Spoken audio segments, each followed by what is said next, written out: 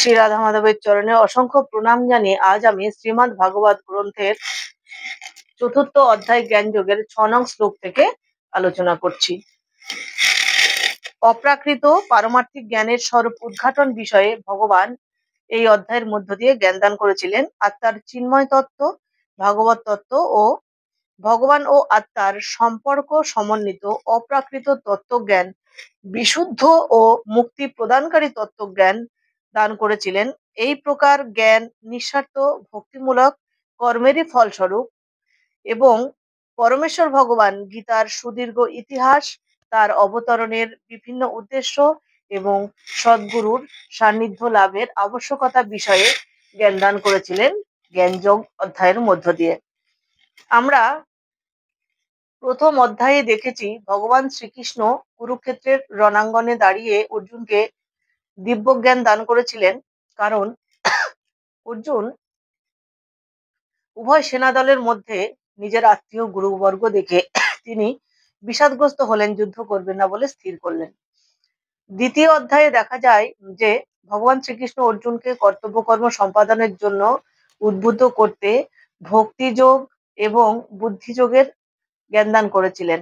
মূলত আত্মতত্ত্ব সম্বন্ধে জ্ঞান দান করেছিলেন ও স্থিতপ্রজ্ঞ ব্যক্তির লক্ষণ বিষয়ে জ্ঞান দান করেছিলেন। তৃতীয় অধ্যায়ে কর্মযোগে কিভাবে ভক্তিযোগের মধ্য দিয়ে কর্তব্যকর্মে এগিয়ে যেতে হবে সেই বিষয়ে জ্ঞান দান করেছিলেন। যে সমস্ত ভগবত ভক্তেরা প্রথম থেকে গীতা জ্ঞান সরলভাবে আত্মস্থ করতে চান, আমার ফেসবুক ইনস্টাগ্রামের অ্যাকাউন্টের বায়োতে যে লিংক দেওয়া রয়েছে, সার্চ করে ইউটিউবে প্রত্যেকটি শ্লোক প্রথম থেকে সরলভাবে অবগত হতে পারবেন। সেখানে প্রত্যেকটি শ্লোক সরলভাবে বর্ণিত হয়েছে। ভিডিওটি সাবস্ক্রাইব করবেন প্লিজ, তাহলে পরবর্তীকালে পরপর ভিডিওগুলো নোটিফিকেশন আপনার মোবাইলে পৌঁছে যাবে। ভগবান শ্রীকৃষ্ণ বলেছেন, ইমাম বিবস্বতে যোগং প্রোক্ত বাহানম বয়ম বিবস্বন মানবে প্রহ মনুরিক্ষক বেহব্রবীত। ভগবান পূর্বে সূর্যদেব বিবস্বানকে এই অব্যয় জ্ঞান দান করেছিলেন, অর্থাৎ কুরুক্ষেত্রের রণাঙ্গনে অর্জুনকে দেওয়া দিব্যজ্ঞানের অনেক পূর্বে তিনি ভগবান সূর্যদেব বিবস্বানকে জ্ঞান দান করেছিলেন এবং বিবস্বান মানব জাতির জনক মনুকে এই জ্ঞান দান করেছিলেন। মনুক সেটাই ইক্ষ্বাকুকে এই জ্ঞান দান করেছিলেন। সূর্য সমস্ত গ্রহের রাজা এবং সূর্যদেব সূর্য গ্রহকে পরিচালনা করেন। যে সূর্য গ্রহ সমস্ত গ্রহগুলিকে তাপ ও আলোক প্রদান পূর্বক সেগুলিকে নিয়ন্ত্রণ করে থাকেন। ভগবান শ্রীকৃষ্ণের আদেশ অনুসারে সূর্য তার কক্ষপথে পরিভ্রমণ করে। এই সূর্যদেব বিবস্বানকে ভগবান শ্রীকৃষ্ণ তার প্রথম শিষ্য রূপে গ্রহণ করেছিলেন এবং ভগবদ গীতার জ্ঞান দান করেছিলেন। মহাভারতের শান্তি পর্বে আমরা দেখতে পাই যে সেখানে ভগবদ গীতার ইতিহাসে লক্ষ্য করা যায়, ত্রেতা যুগের প্রারম্ভে বিবস্বান ভগবত সমন্বিত এই জ্ঞান মনুকে দান করেন। মানব সমাজের পিতা মনু এই জ্ঞান তার পুত্র শশাগরা, পৃথিবীর অধীশ্বর এবং রঘুবংশের জনক ইক্ষ্বাকুকে দান করেছিলেন। এই রঘুবংশে শ্রীরামচন্দ্র আবির্ভূত হন, তাই ভগবদ গীতা মহারাজ ইক্ষ্বাকুর সময় থেকেই মানব সমাজে বর্তমান ছিল। এই পৃথিবীতে এখন কলিযুগের 5000 বছর অতিক্রান্ত হয়েছে। এর স্থায়িত্বকাল 4,32,000 বছর।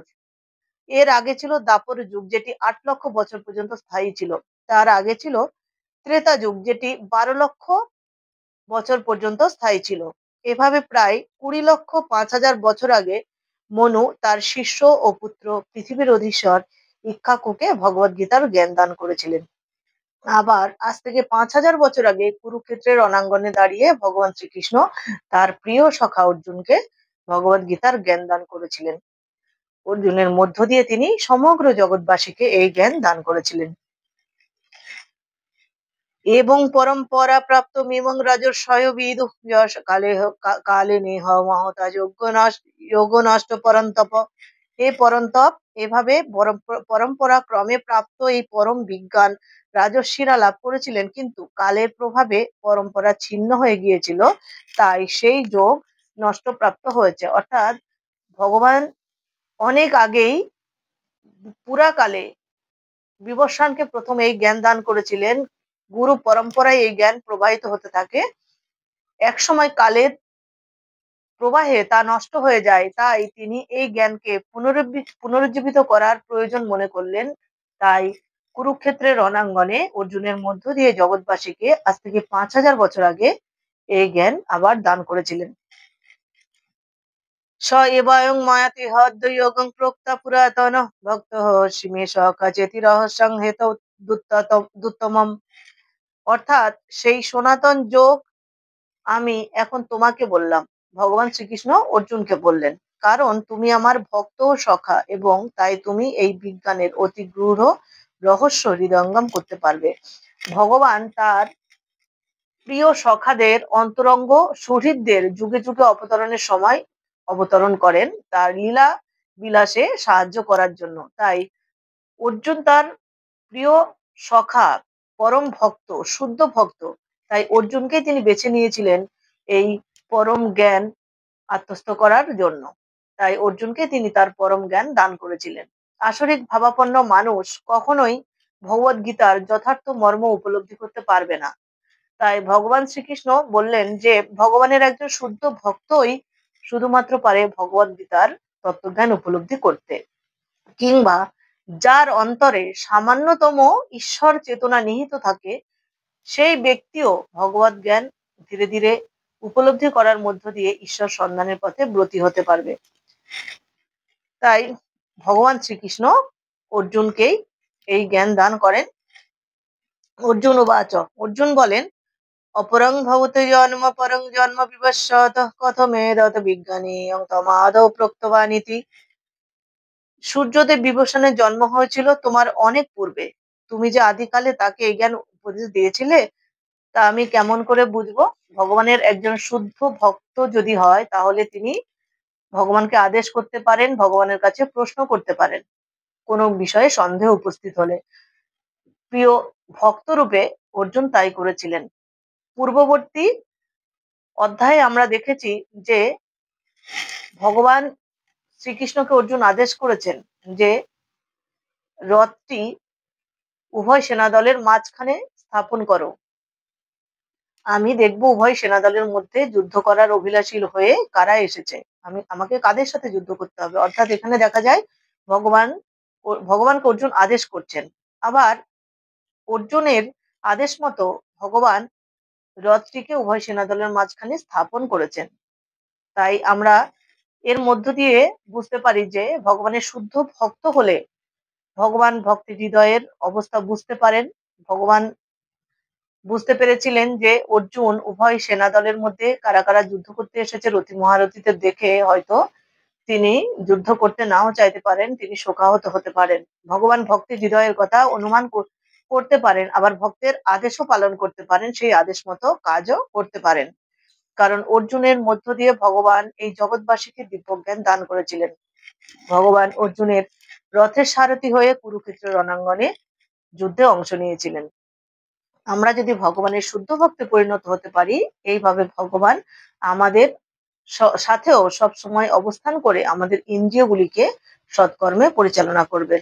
তাই অর্জুন এখন ভগবানের শুদ্ধ ভক্ত রূপে ভগবানের কাছে জানতে চান।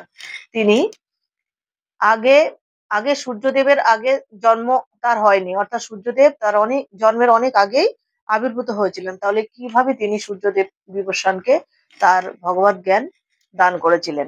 শ্রী ভগবান উবাচ, অর্জুনের কথার উত্তরে ভগবান বললেন, বহূনি মে ব্যথাত্তানি জন্মানি তব চার্জুন নান্যহং বেদং সর্বাণি নতং বেদ পরন্তপ।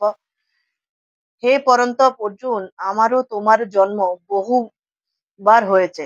আমি সেই সমস্ত জন্মের কথা স্মরণ করতে পারি, কিন্তু তুমি পারো না। ভগবান শ্রীকৃষ্ণ দ্বিতীয় অধ্যায়ে অর্থাৎ সাংখ্যযোগে অর্জুনকে আত্মতত্ত্ব সম্বন্ধে জ্ঞান দান করেছিলেন। আমরা সেখানে দেখতে পাই আত্মা শাশ্বত, চিরন্তন, নিত্য, আত্মার কোনো মৃত্যু নেই। অর্থাৎ আমরা অনেকবার জন্মগ্রহণ করেছিলাম এবং দেহান্তর প্রাপ্তির মধ্য দিয়ে আমরা এই দেহ ধারণ করেছি, আবার এই জীর্ণ দেহ ছেড়ে আরেক দেহ প্রাপ্ত হব। এইভাবে আত্মা দেহান্তর প্রক্রিয়ার মধ্য দিয়ে প্রবাহিত হয়, কিন্তু আত্মার কোনো মৃত্যু নেই। ঠিক অনেকবার আমরা এভাবে জন্মগ্রহণ করেছিলাম। ভগবান পরমেশ্বর বলে তিনি ভূত ভবিষ্যৎ বর্তমান সমস্ত কিছু জানেন। তাই ভগবান পূর্বজন্মের কথা স্মরণ করতে পারেন, অর্জুন তা পারেন না। কারণ এই ব্রহ্মাণ্ড সৃষ্টি করেছেন ভগবান, তিনি ত্রিভুবনের কর্তা। তাই সূর্যদেবকেও তিনি সৃষ্টি করেছেন, গ্রহ নক্ষত্রকেও তিনি সৃষ্টি করেছেন, তিনি পরিচালনা করছেন। তাই তিনি সৃষ্টি করেছেন সূর্যদেব, সেই সূর্যদেব বিভূষণকে তিনি পরম জ্ঞান দান করেছিলেন। সেই সময় হয়তো অর্জুন অন্য কোনো দেহ নিয়ে জন্মেছিলেন, যেহেতু তিনি জড়া জগতের একজন মানুষ, তাই তার পূর্বজন্মের কথা কিচ্ছু মনে নেই, কিন্তু ভগবান পরমেশ্বর বলে তার পূর্বজন্মের কথা স্মরণ রয়েছে। তাই অর্জুন জানে না যে অনেক জন্ম আগেও তার অস্তিত্ব ছিল, তখন ভগবান তারই সৃষ্টি এই বিশ্ব ব্রহ্মাণ্ডের সূর্য সূর্যালোক বা গ্রহ নক্ষত্রগুলিকে তিনি সৃষ্টি করেছেন। তাই সূর্য দেবতার অনেক আগে তার জন্ম হয়েছে, তিনি আবির্ভূত হয়েছিলেন এবং তখন তিনি সূর্যদেব বিভূষণকে এই জ্ঞান দান করেছিলেন। একজন জড়জাগতিক মানুষ এবং চিন্ময় জগতের মানুষের মধ্যে এটাই পার্থক্য যে জড়জগতের মানুষ তার পূর্বজন্মের কথা স্মরণ করতে পারে না, কিন্তু চিন্ময় জগতের অধীশ্বর পরমেশ্বর ভগবান বিভিন্ন অবতারে তিনি অবতরণ করেন এবং সমস্ত জন্মের কথা তার স্মরণে থাকে বা অবতারের উদ্দেশ্য তার মনে থাকে। অজহোপি সন্নবায়ন্ত ভূতানামীশ্বরঃ পিশান প্রকৃতিং সমধিষ্ঠায় সম্ভবামাত্মায় মায়া। যদিও আমি জন্মরহিত, আমার চিন্ময় দেহ অব্যয় এবং যদিও আমি সর্বভূতের ঈশ্বর, তবুও আমার অন্তরঙ্গা শক্তিকে আশ্রয় করে আমি আমার আদি চিন্ময় রূপে যুগে যুগে অবতীর্ণ হই। ভগবান তার আবির্ভাবের বৈশিষ্ট্য এখানে বর্ণনা করেছেন। তিনি সাধারণ মানুষের মতো আবির্ভূত হন, কিন্তু তবুও জন্মের সমস্ত ঘটনাই তার মনে থাকে এবং তার অবতরণের উদ্দেশ্যও তার মনে থাকে। ভগবান তার প্রকৃতি বা রূপের ব্যাখ্যা করেছেন। প্রকৃতি বলতে বোঝায় স্বভাব ও স্বরূপ। ভগবান বলেছেন তিনি তার চিন্ময় স্বরূপে আবির্ভূত হন। সাধারণ জীবের মতো তিনি এক দেহ থেকে অন্য দেহে দেহান্তরিত হন না। বদ্ধ জীবাত্মা এই জন্মে হয়তো এক রকমের দেহ ধারণ করে, পরের জন্মে অন্য কোনো দেহ ধারণ করে বা অন্য কোনো জীবের যোনিতে প্রবেশ করে সেই দেহ ধারণ করতে পারে তার কর্মফল অনুসারে, কিংবা উপযুক্ত ভগবানের শুদ্ধ ভক্তে পরিণত হলে চিন্ময় দেহ ধারণ করতে পারে, কিন্তু পরবর্তী জন্মে তাকে ভিন্ন দেহ ধারণ করতে হয়। তিনি তার পূর্ব জন্মের কথা কিছুই মনে রাখতে পারেন না। জড়জগতে জীবের দেহ স্থায়ী নয়, সে প্রতিনিয়তই তার দেহের পরিবর্তন করে চলেছে। অর্থাৎ শৈশব কাল থেকে বাল্য, বাল্য থেকে যৌবন, যৌবন থেকে বার্ধক্যে পৌঁছে তার জীর্ণ দেহ ত্যাগ করে একসময় আবার নতুন দেহ প্রাপ্তির জন্য তার আত্মা এই দেহ থেকে নির্গত হয়ে যায়। যখনই ভগবান আবির্ভূত হন তখন তার স্বরূপগত বৈশিষ্ট্য নিয়ে আবির্ভূত হন। এখানেই একজন জড়জাগতিক মানুষ এবং ভগবানের আবির্ভূত হওয়ার মধ্যে পার্থক্য। ভগবান মুরলীধারী দ্বিভুজ শাশ্বত রূপ নিয়েই আবির্ভূত হন। তিনি তার শাশ্বত দেহেই আবির্ভূত হন। জড়জগতের কোনো কলুষতাই তাকে তার রূপকে স্পর্শ করতে পারে না। তিনি যদিও অপ্রাকৃত রূপ নিয়ে এই জড়জগতে আবির্ভূত হন এবং সর্ব অবস্থাতেই তিনি সমস্ত জগতের অধীশ্বর থাকেন, তবুও তার জন্মলীলা একজন সাধারণ মানুষের মতোই বলে মনে হয়। যদিও তার দেহের পরিবর্তন হয় না, অর্থাৎ শৈশব, বাল্য, কৈশোর এই পর্যন্তই তিনি পরিবর্তিত হতে থাকেন, কিন্তু তার কখনোই বৃদ্ধ অবস্থা আসে না।